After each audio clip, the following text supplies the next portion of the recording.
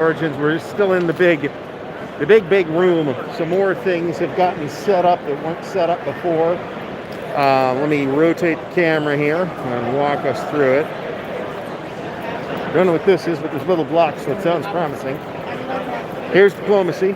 Another diplomacy game. There's actually 2 tables of this set up and running. We'll probably loop back to the Armchair Dragoons area and do Second World War at sea. Hopefully, live video will actually be working live this time. That would be splendid. It's certainly supposed to. So almost everything, as I mentioned before, is in this one big room, except for specific show partners like Steve Jackson Games. We'll walk outside here in a second. That have their own area outside. I'm not sure what this is. Weird games. I mean, you know, weirder games, presumably. This place does not look particularly. I mean, let me give you a little bit of panorama here.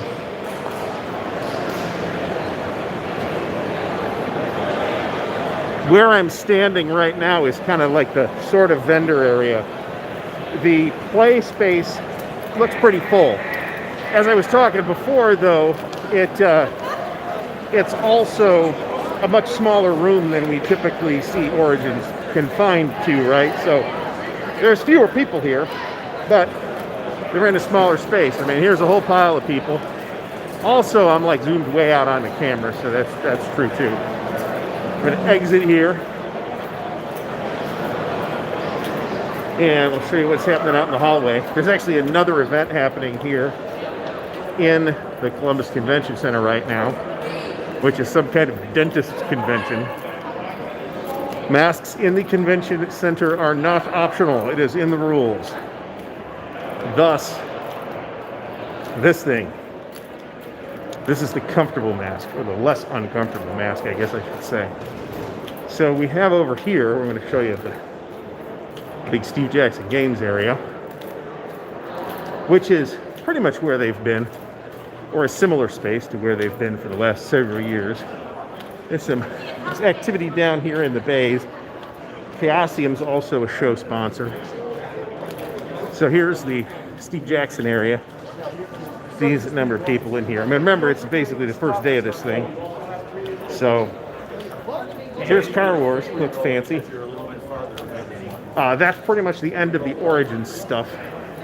So we can turn around. This is we're facing north right now. At the far northern end is where you do registration, which I found super easy. I was pre-registered, so I pretty much walked up, scanned a barcode on my phone, a badge printed, and that was the end of it. I walked away. So that all worked out very well. Tomorrow, this is probably the last video from tonight.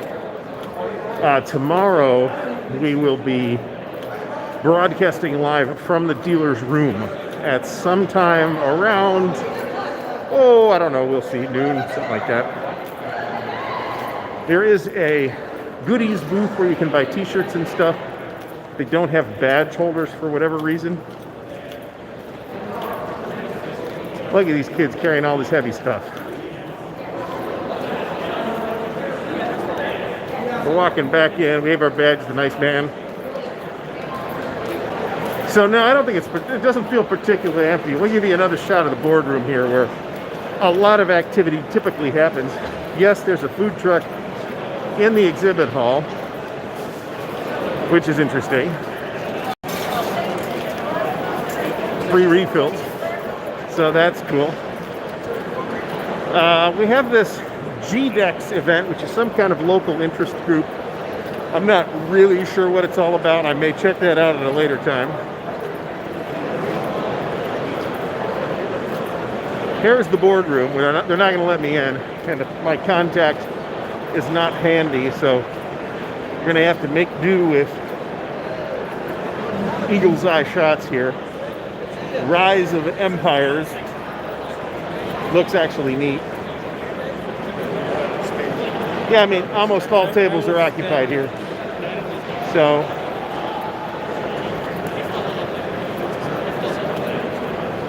and it's a pretty big space. It's not a smaller space particularly. than we've seen in previous years from the boardroom.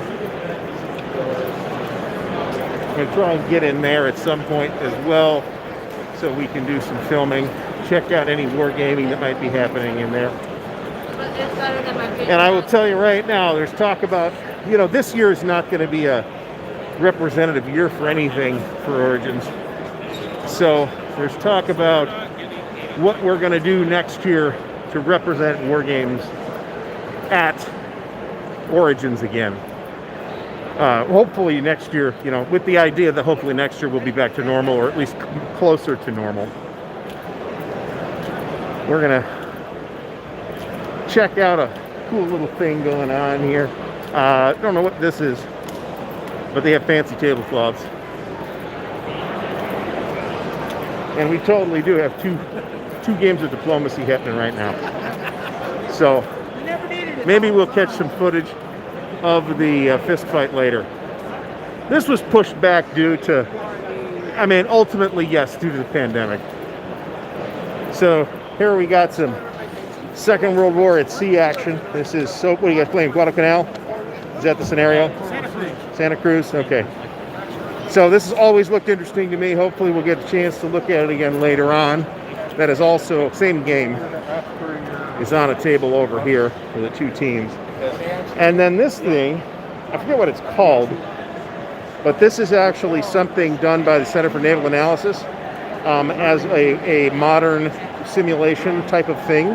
And it looks very interesting, and I hope to bring us some video of this as well later on in the show. So the most important thing that we've noticed here, though, is that this time the video is actually working, which it was not last time.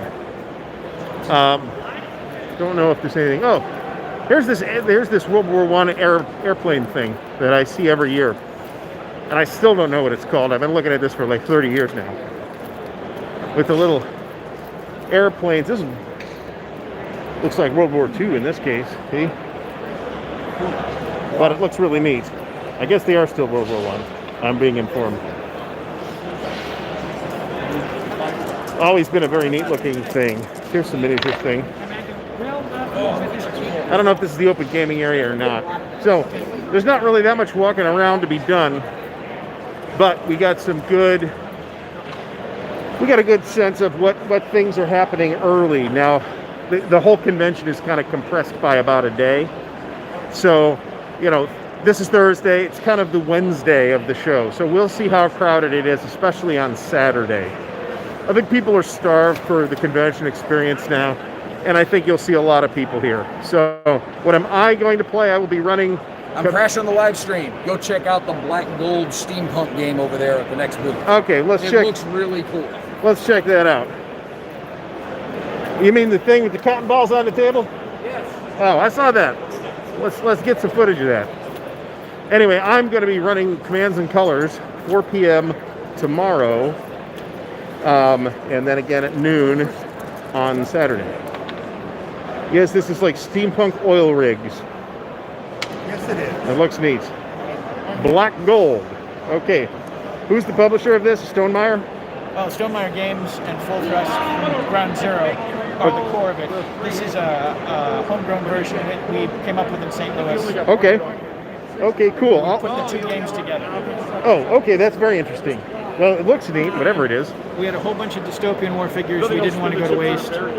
So we just grabbed a little of this, a little of that, threw it in a blender, added beer, and this is what we came up with. That is understandable. You add beer and you always get good stuff out of it, right? Yes. All right, I will stop back by later. All right, folks, so thanks for stopping by. Successful live stream, actually streamed live. Big step, big step.